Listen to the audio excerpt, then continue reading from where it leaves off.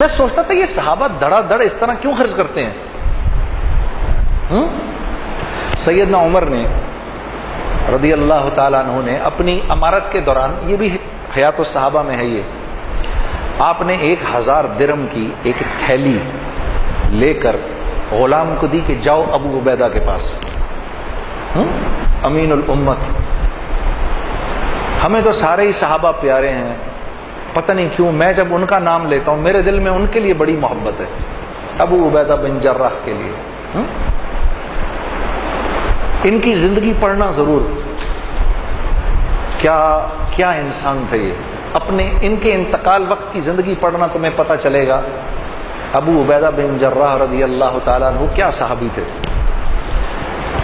جا کے دو ان کو، اور تم کونے میں بیٹھ جانا، ذرا دیکھنا ابو عبیدہ کیا کرتے ہیں اس کے ساتھ۔ تو جی 1000 درہم کی تھیلی بھیج دی، تو پوچھا یہ کیا ہے جی؟ یہ جی 1000 اشرفیاں بھیجی ہیں۔ کس نے؟ امیر المومنین نے۔ کیوں؟ کہا جی آپ کی ضرورت۔ میں نے کب کہا مجھے ضرورت ہے؟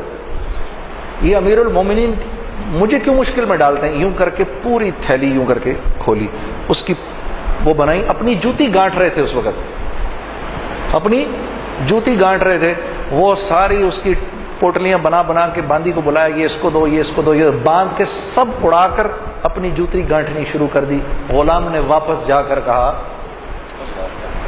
امیر المومنین آپ کے 1000 درہم کا، 1000 اشرفیوں کا یہ حشر ہوا ہے۔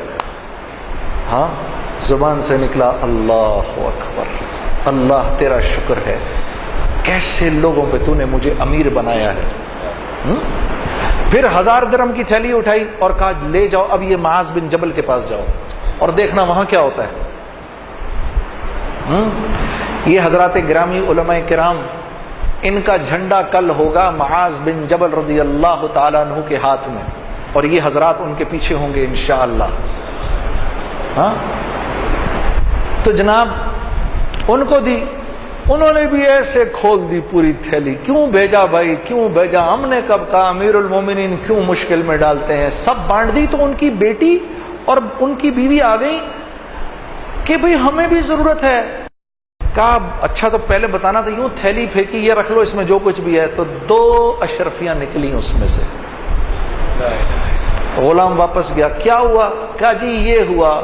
کہا اللہ تیرا شکر ہے، تو نے ایسوں پہ مجھے امیر بنایا۔